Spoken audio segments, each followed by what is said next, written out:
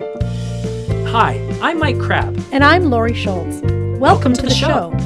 We'll have some caffeinated conversation. And maybe some special guests along the way. Who knows where the conversation will go? You're out for coffee with Mike and Laurie. Good morning, everyone, and welcome to another episode of Out for Coffee. With Mike and Laurie. How are you this morning, Laurie? I'm well, Michael. And yourself? Good, thank you. I see you have your office mug with you this morning. I do, and it's a twofer. You get the office on one side, and you get Dwight both on the other side. This is a gift to me from my next door neighbors, Christy and Josh Calbury. Oh, they're lovely. They're yes, great they neighbors. Are. Yeah. Yes, this is part of my Christmas gift because they know how I feel about The Office. But we'll get to The Office in another episode because today is not the TV show episode. No, but I'm sure we could probably have a whole episode on The Office. Just my random knowledge of The Office. We could have an anthology. Yeah. So this morning, we thought, why wouldn't it would be kind of fun if we got together and talked about some movies that we've enjoyed over the past years and kind of some stories that we have about going to the movies and stuff like that, because I know that I spent a lot of my teen years not only at the movies, but I used to work at Blockbuster. So some people actually might remember me as Blockbuster Mike. And I used to... That's how we're going to remember you now. Can I tell you that when I moved to Toronto, I remember working at the Gap at Bay and Bloor, and somebody came in and I was ringing her through and she was kind of giving me the once over, like, I know you, but how?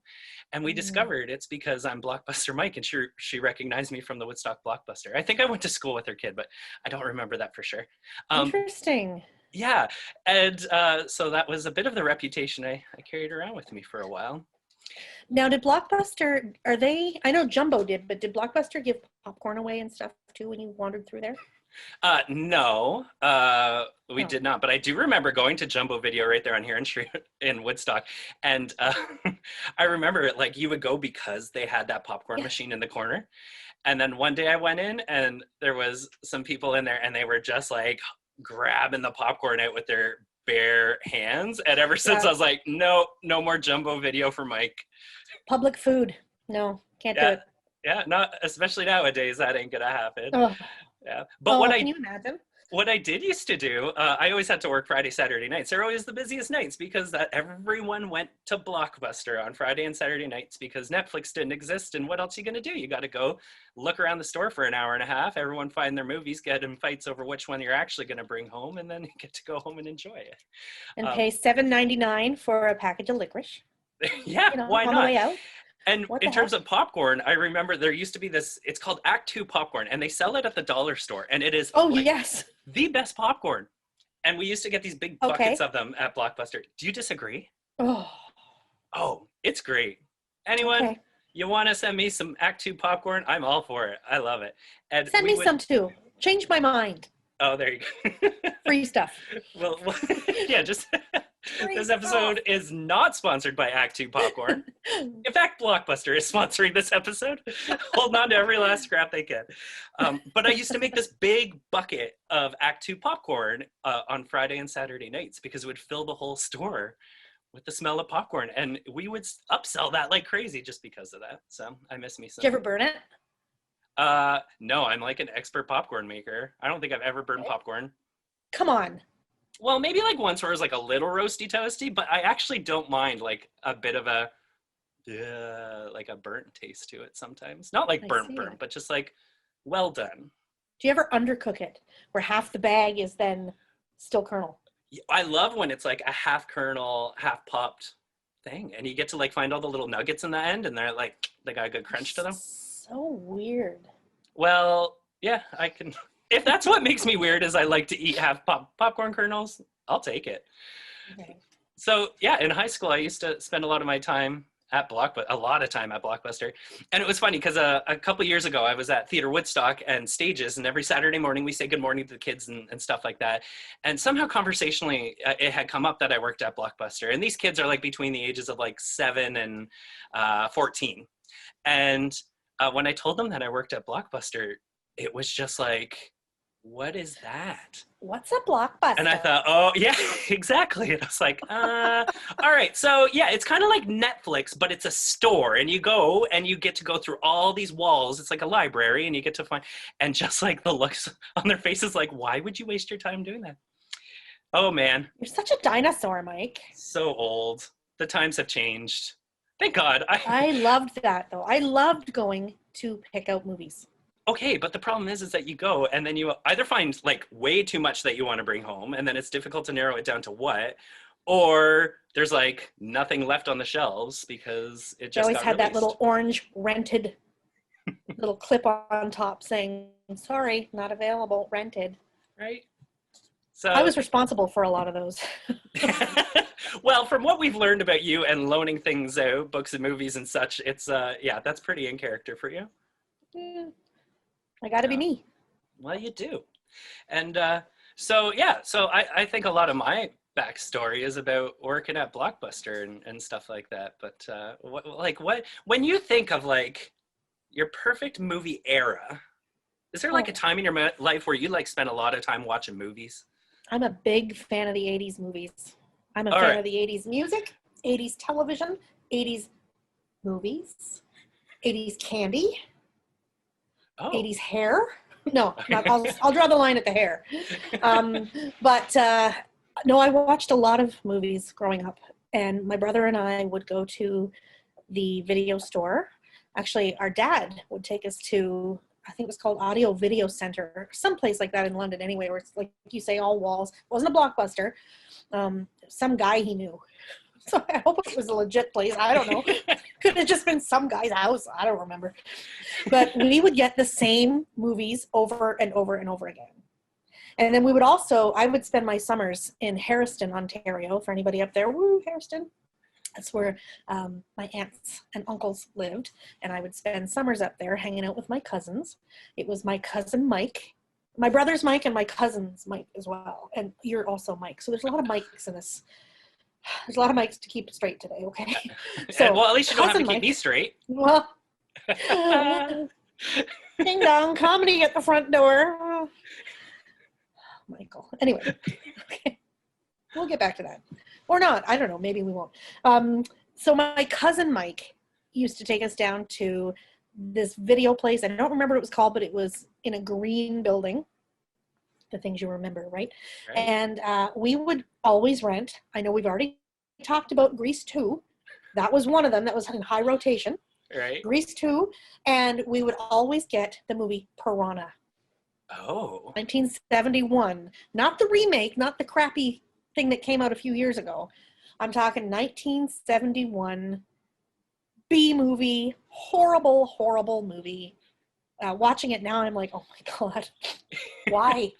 But we would get this thing over and over and over again. And I have to say, and my family will understand this if you're listening. Maybe they're not. Who knows? But the piranha would make this really weird noise when they were attacking something. Okay. And it would sound like bubbles or something underwater. So when we would swim in my aunt's pool, we would come up to each other and go, like that. Okay. And it would scare the crap out of us. And we're like, no. And my other cousin was afraid to use our toilet because he thought there were piranha in the toilet. Oh no. We have some issues in our family, you know. It's a good thing you watched it. It's a good thing you watched it as many times as you did to get those deeply instilled traumas. And so even still, I can call up my cousin Mike and go, and he'll know exactly what I'm doing. Well, I'm glad I know exactly what you're doing from now on when you do that to me. 35 years later. Yes. From now on, Mike, I'm just going to call you. I'll find it when you're in the bathtub and just over the phone. Well, I look forward to the day. I'm not going to say I won't. So yeah, there was Piranha. That was a big one. Have you seen it? No, I haven't. Well, guess who's got it on VHS and DVD, baby? I was going to say, guess who doesn't have a VHS anymore? But DVD, yes. I'll take you up on a DVD watch. All right. My DVD player broke. Oh. Well, that's not good. No. What am I going to do? Well, I think for like $15 you can get a new one. Flex. Yeah, I know. I think I can splurge. I can splurge. So there was, I was a bit horror buff as a kid. Still Okay. am. But Right.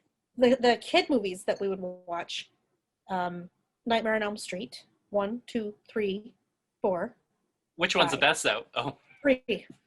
3. Okay. Hands Oh, down, 3. I love 3 the best. It's the Dream Warriors one, if anybody remembers that. The one where all the kids were in the psych hospital because they were all having these horrible dreams and they were going through therapy to try and work out their dreams, and then Freddy found them in the psych hospital. oh no. It was great. And then House. Do you remember the movie House? I'm Like not talking like, no, not Hugh Laurie, Dr. House. Though I do appreciate him as well. This was the movie that had William Catt, Greatest American Hero. No, don't know. Mike's going, Yeah. I'm 10 years older than Mike is. So Rob will know Greatest American Hero, I'm pretty sure. Rob, yes? Tech Yeah. Wizard Rob? Yes. Good morning. Morning. Hi. I certainly do remember that one. That's for sure. You remember House? That movie that yes. he was in? Yes. Yeah. Yes. That's going back a little ways though. It is. Yeah. And It this is a horror movie? It's a horror comedy. Oh. Yeah. One of those dark comedy things. Yeah. Yeah. It was really good. Mike, I've got it. Got it on DVD. So you're going to have a whole list. It's quite funny. Yeah. It is. Huh. Yeah. And it's got Norm from Cheers in it. Oh. That's right too. I forgot all about Yeah. that. Okay, can I tell you that, like, often when people do talk about movies that I've never heard about, even if I haven't seen them myself, I'll, like, at least, like, because of Blockbuster, I'll be like, oh, yeah, we had that, and I never chose to do it. So maybe once I see, like, IMDb it and see the poster for it, it might ring a bell, but right now I got nothing. Well, when you say ring a bell, the poster for it is this creepy hand pressing a doorbell. Oh, I do know what that looks like. I do know what Yes. movie box you're talking about. Okay. So there was that, but then there was also Ghoulies. Rob, do you remember Oh, Ghoulies? yes, for sure. Yep. And Mike, Classic. do you remember Ghoulies? I know of it, but again, I never saw it. It's this green bald baby coming out of a toilet. That's on the front of the cover. Yeah. I That one was a little odd. I don't think I've seen that box. But it's another one that we would rent over and over. I'm sorry, you might be hearing some jingling right now. It's not Santa Claus. My dog just came downstairs and he's shaking his necklace I can hear that. because we're in the basement and because COVID. So sorry if It's you're right. hearing this It's- random jingling. I knew he'd come down as soon as we started recording. I knew he'd come downstairs, but that's okay. So yeah, the Ghoulies was a weird B movie again, but one of those that we would watch over and over and over again. I don't know what's wrong with me. I don't know why I did that. There's something very comforting. There's something very comforting in binging the same thing over and over again, because there's some safety in knowing that you know it's going to get taken care of at the end, or not getting taken care of at the end of the story. I don't know. That's true. And also to just know that you have something that you could just like fall asleep to and not have to worry about halfway through what you've missed and stuff like that. Rob, do you have any like movies that were like an anchor for your younger days? I'm not sure about younger days. I'm trying to think back. That's a long ways back for me, you know. It's like the younger days. Well, technically yesterday was a younger day. You know, when I was a little kid, I remember the first movie I went to see in the theater was Jungle Book. And that was because I was in Cubs Scouts when I was a kid. And of course, the Jungle Book is all centered around the Cub Scouts. You know, all the characters are the same characters they use in Boy Scouts. Really? Yeah. Bakira the bear and That's true. Baloo and Shere Khan. All of those characters are part of the Boy Scout movement. They use those for leaders, use those names, and Mowgli and et cetera, et cetera. So when the movie came out, they made a point of taking my my Boy Scout troop to the movie theater. And that was the first time, you know, I was probably, I don't know, can't even remember how old I was. Probably be 8, 9, 10, somewhere in there. Right. And that was the first movie I went to see. So that's kind of a classic childhood memory. But when you're talking about a movie that you watch repeatedly over and over again, for us in our family, it is National Lampoon's Christmas Vacation. Oh yeah. How Totally. can you go wrong? Yeah, every season we find a point to sit down as a crowd and watch it. And of course, it's like any of those movies you watch over and over again. Everybody knows every line, and it's classic stuff. Okay, are you ready? Are you ready? Okay. Is Rusty still in the Navy, Clark? The blessing. That's right. Grace? She died 30 years ago. Yeah. Is your house on fire, Clark? The little lights are twinkling, Clark. And thank you for noticing. Did you also know that Aunt Bethany in Christmas Vacation was the voice of Betty Boop? The original Betty Boop. I think I remember reading that somewhere. And Pretty also, wild. too, did you know that the original young boy in that movie is the fellow who plays Leonard Hofstadter on Big Bang Theory? Yeah. Yes. Yeah. Yes. I remember his, Little remember Johnny his name. Galecki. Thank you, Johnny Galecki. That's exactly right. Yeah. That is a classic. Oh, You're right. absolutely. That is worth Absolutely. watching over Yeah, and over yeah, and over yeah. again. And we do, and we always have a good laugh. And so that, and the other one that my crowd will sit around and know almost every line to is Monty Python and the Holy Grail. Oh, Okay. Yeah, Of that's course. jokes. Yeah. That would have been a movie that I rented frequently when I was at Blockbuster, because it was one of those just ridiculously silly, everyone loved it kind of thing. Well, not everyone.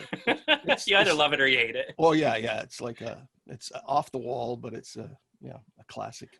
We watched the Meaning of Life a lot. Oh, as a yes. kid. Yep. And now I recently rewatched it and I thought, we watched this as children? Oh my God. There's some stuff in there that I'm like, where was my mom? Yeah, exactly. I don't know. It can't be that bad. A shoe. It's just not, it can't be that bad. But that guy who ate himself to death and exploded in the restaurant? In the restaurant, yeah. Oh, we would rewind that. Because we'd actually have to rewind. Kids, if you're listening, rewinding is when you press the button and the tape, the actual tape moves backwards. What's tape? Okay, we'll get into that another day. Oh, yeah. That's another. But there's Ghostbusters is, Sure. As you know, maybe you don't, Rob, but I think Mike knows, that's my favorite movie of all time. Oh, really? Okay. All time now, favorite movie. the Dan Aykroyd version? Oh, yeah, like the original. Didn't they remake that one too? They did. I think they did, yeah. They did with the women. Yeah. Oh, the women, that's what it was. Yes, Yeah, I knew there was something different about that. It has its place. I appreciate what they did. I saw it in the theater twice. I enjoyed it. But nothing beats my boyfriend, Bill Murray, as Dr. Peter Venkman. Uh-huh. Yeah, and I know those of you who are listening right now can't see this, but those of you who are watching. Oh, sure enough. There you go. You got your Ghostbusters shirt on today. Excellent. Very nice. I sure do. Best movie of all time. Yeah, and it's a repeat. That's your repeat best movie of all time vote. I annoy people when I watch that because I will be quoting the script along with the actors. So I can just basically be sitting there.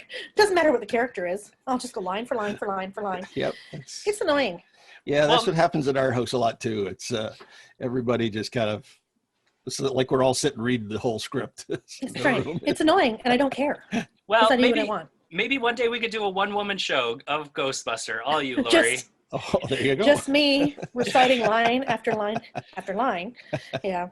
Because then there was like Labyrinth. Do you remember Labyrinth? Okay, so Labyrinth is on my list of movies because when I grew up, I went to my babysitter, Judy Easby.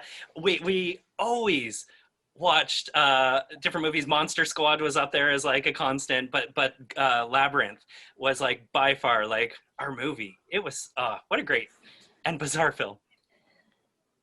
Oh, and very bizarre. And David Bowie in a leotard. Well, it's an eyeful. I will tell you that one Halloween I went as Jareth in costume, and I won best costume. So there's a photo of me out there dressed as Jareth, but everyone thought I was supposed to be David Bowie.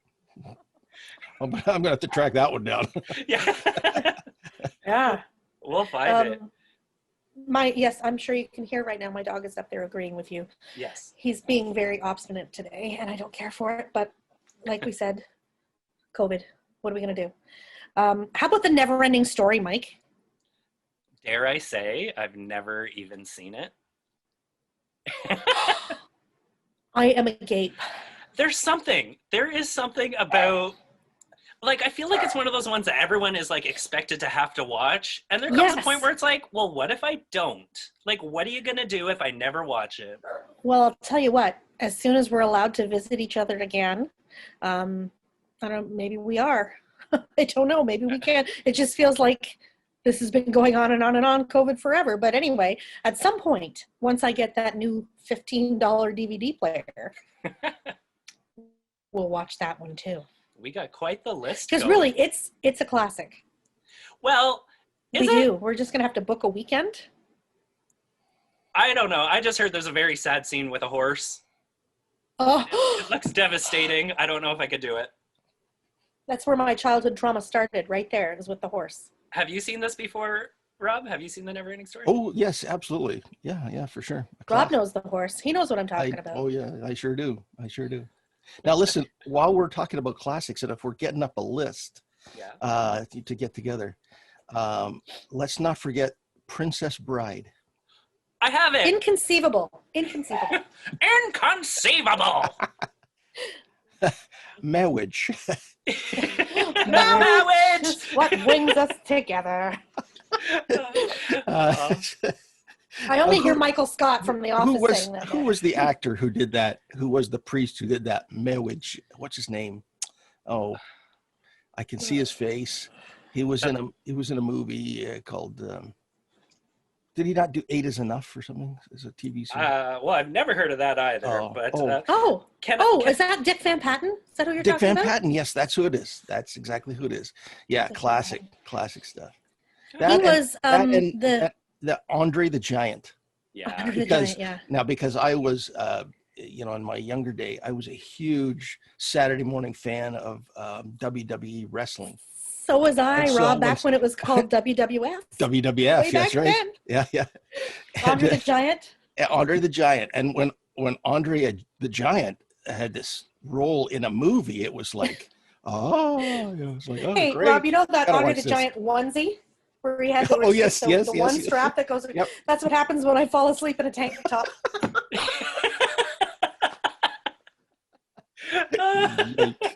Yike. Yoink. Oh man. Edit. Anyway, definitely we'll add that to the list. Princess Bride. Absolutely. I do have that one on DVD, so I can contribute. Okay. I can contribute this to the watching party. Excellent. Very cool. We interrupt today's episode to set the record straight. For those of you who are yelling at your screen right now, you are correct. The marriage speech was done by an actor by the name of Peter Cook. Dick Van Patten also played a clergy, but in a different movie. A similar movie, mind you, called Robin Hood Men in Tights. Thank you. We now return you to your regular programming. Very cool. How about Encino Man? I literally watched this last weekend. Did you? Yes. Betty Nugs. No, he's in the juice. Yeah, I watched that movie, and I was kind of embarrassed while doing it, because, like, nobody really takes pride in watching Pauly Shore, but it was really good. Okay, are you ready? What? Mr. Morgan, if you're edge because I'm wheezing on your grindage, just chill. Because if I had the whole Brady Bunch thing happening at my pad, I go grind over there. So don't text my gig so hardcore, Cruster. Laurie. Thank you. How much time do you spend just watching these moments? I have no life. This is what I do. I just put a movie on repeat. This is my special gift. This is my talent. This is your gift to the world. My gift to the world is my ability to ramble off a bunch of non-important quotes from obscure movies. Important to me. You're welcome, society. You are welcome. You know what Encino? What? Go. No, go ahead. No, keep going. I was just gonna say, do you know what Encino Man reminds me of? Not just that, but like there's something about that type of movie that reminds me of, like, again, kind of like my teen years. It would be a lazy Sunday. It would be rainy out, so you're not going anywhere. So you put on TBS the Superstation, and you would like sit around all afternoon watching older movies. And one that would always come up was Overboard, and how much I love Overboard. We have to watch that a couple times a year in our household. Really? Kurt Yeah. Russell, Goldie Hawn, Oh yeah. Overboard. I Very feel like good. you disagree. It was okay. It's not one that would be on my repeat list. Oh man. Yeah. Oh man. Different list. Not like Beetlejuice. Oh, I love Beetlejuice. Yeah. Yeah, me too. It's funny, kids now who are watching Schitt's Creek, Yeah. who are like, this Catherine O'Hara, she's really funny. I'm like, yeah, but Home Alone, Beetlejuice, hello. She's like, oh my God, she was in those. I'm like, yeah, she was in those. She was Delia Dietz. And she did such a good job. Actually, if you watch Beetlejuice again, if you look at her costumes throughout the show, like there's one point where she's in the kitchen and she's talking to Lydia and she just steps out for a second to go into the fridge. And if you look, she is wearing Charles's sweater that he was wearing early, who's her husband, who she was wearing earlier in the show, in the movie. And she's wearing his sweater as pants. And it's just like, looks really oddly cool and fitting. And there's something about that character throughout. She's got gloves in her hair at one point to tie her hair up, and just very odd little things. I heard her, Catherine O'Hara, talking about her outfits in Schitt's Creek and how she wore a lot of black and white, kind of as an homage to Beetlejuice. Interesting. Yeah. I can see similarities between those two characters, actually, now that you say that. Yeah, and you know, that movie, it's another one I can watch over and over, and at any point. It doesn't have to be Halloween. It doesn't. I can just. I'm getting a hankering for some Beetlejuice today. My cat, Jeebus, my late cat who's now dead. One of the names that I was considering for him was Beetlejuice. Oh, but you landed on Jeebus. I landed on Jeebus, Las Vegas, but that's another show. That's a very different show. Oh wow! Yeah, I think there's a story. How about the one though, Mike, that brings us together? Oh, I feel like we have a lot of things that bring us together. What are you considering the one that brings us together? Okay, are you ready? Yeah, of course. Ray. This is Walter. There go the goddamn brownies. There go the goddamn brownies. The Burbs is like one of my all-time favorites. Okay, if I had to name 3 all-time favorites, The Burbs, Romeo and Michelle's high school reunion. Okay. Oh, because the top favorite. Oh my God, yeah, that's one I could literally watch beginning to end. The music, 80s music throughout. It's a great soundtrack, and it wouldn't be able to be made nowadays because if you have seen it, you could like throughout they kind of weave a lie about their backstories because they're going to a high school reunion, and literally now you can pull out your phone and Google in 2 seconds and prove them wrong, and that could never be made anymore. So like, fair enough. I think that had a really great place, as well as the movie Drop Dead Gorgeous. Have you seen Drop Dead Gorgeous? No, I thought you were going to say Drop Dead Fred for a second. No, but I love Drop Dead Fred. Yeah. That's a me and you watch together one. But yeah. No, Drop Dead Gorgeous has Kirstie Alley, Kirsten Dunst, Ellen Barkin, Allison Janney, Denise Richards. It's got Amy Adams. It's got all sorts of people, and it's about a high school beauty pageant. Well, it's not high school. They're high school kids, and it's the Mount Rose Miss American Teen Princess, and they're competing, and it's like a mockumentary style, following these girls and their journey along, but. Slowly they start kind of getting picked off and killed and injured and stuff to get out of the competition. And it is like really quite funny. There's some like maybe moments in it that didn't age well over the years, but ultimately it's just like, I don't know. I think it's great. It takes place in Mount Rose, Minnesota. And I will certainly lend you that one. Okay, once I get a DVD player. Once we get you a DVD player. Now, I think we're rounding the end of our episode, and I do just want to say, before we go, that there was like a chunk of time in high school, or sorry, not in high school, this was in grade 8. So this is like 99, 2000, where I used to go to the movies. In 2000? Yeah. When the millennium hit, I was in grade 8. Wow. Those are the days. But over that year, I went to the movies with my friends, pretty much Sarah and Alyssa always, but sometimes it'd be with my family and stuff like that. But over that school year, I went on IMDb and did a bit of a deep dive here to see how many movies I actually saw in the theater during that year. I saw 35 movies in that school year. You ready for them? American Pie, 10 Things I Hate About You, She's All That, Big Daddy, The World Is Not Enough, Austin Powers, Spy Who Shagged Me, Blair Witch Project, Wild Wild West, Lake Placid, Drive Me Crazy, Deuce Bigelow, Male Gigolo, Superstar, Castaway, X-Men, Remember the Titans, Scary Movie, Bring It On, Road Trip, Gone in 60 Seconds, Little Nicky, Final Destination, Meet the Parents, Hollow Man, Miss Congeniality, Me, Myself, and Irene. Oh, I don't know what I wrote here. Dude, Where's My Car? Charlie's Angels, What Lies Beneath, Bedazzled, The Whole Nine Yards, Scream 3, Romeo Must Die, Shanghai Noon, Blair Witch, Project 2, Book of Shadows, awful, and Ready to Rumble. That was my year. That's pretty insane. That's a lot of money. Well, here's the thing. Tickets were, I think, $6.40 back then. And I used to cut my neighbor's lawn every Friday night right after school. So I'd have money to go to the movies. And then sometimes, if you were a little stingy on the treats, you would have enough money to go to the cheat night on Tuesday as well. Mm-hmm. You know, in London, there used to be a mall, an underground mall. I don't know if you would be old enough to remember this. Okay. It was called the London Muse, and it was downtown. And there was a restaurant in there. There was a Japanese restaurant in there too. I forget what it was called, but they had the second run movies there.